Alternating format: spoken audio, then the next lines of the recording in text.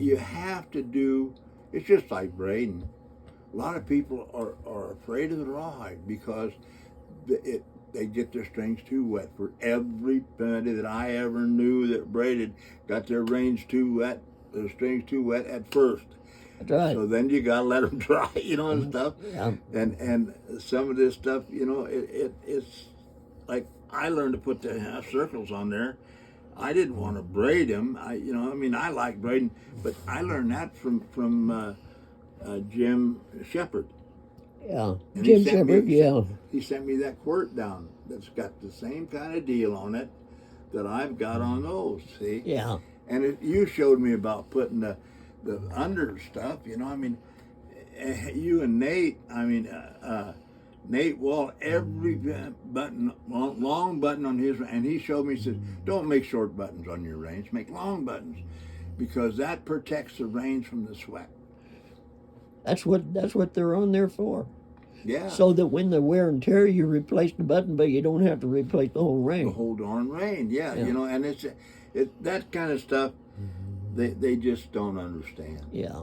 And that's all right too. Well, see, nowadays too, because I teach quite a few people. Sure. And you find people, most of them will make one item in the class and that's it. They'll never pick it up again. No. But I've taught some really good braiders, and came to me and wanted to learn how to braid, and I taught him how.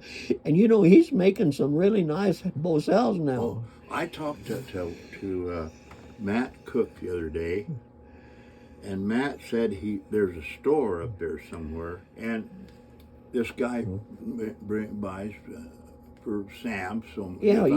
Just like Dillon does, what's his name, does me, Yeah.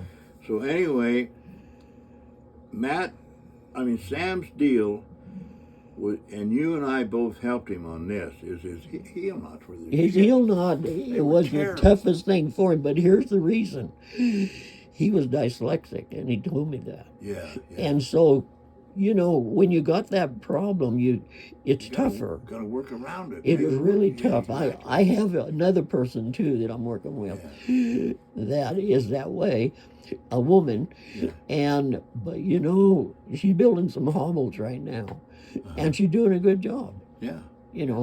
So it just takes some practice, and you have to stick with it, Yeah, you got to, because if you don't stick with it, Ralph, anything you like to do, me, I braid because I like it. I don't braid. That's the only reason I braid, and I'll tell you this.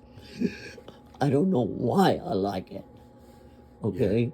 Yeah. The reason I got started was because I wanted some good equipment. I couldn't afford Ortega's because that's the only good equipment at the time. And I wanted good equipment, so Copeland told me I had to learn how. He gave me that book, How to Make Cowboy Horse Gear. Oh, yeah.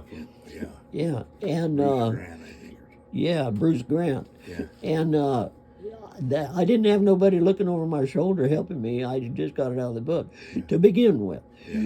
Yeah. But I'm telling you, the people, I've got some really talented in the class right now. I got a couple different ladies, and one is a young gal who, she's done some working on some ranches and stuff like that over in Nevada or somewhere.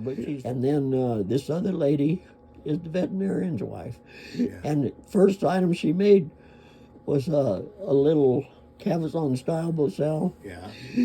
And we're getting ready to put the nose button on, but she did a beautiful job on that. Yeah. And she just did. It was just her first project. She's got a talent. It shows up, see? Yeah, it comes to the front,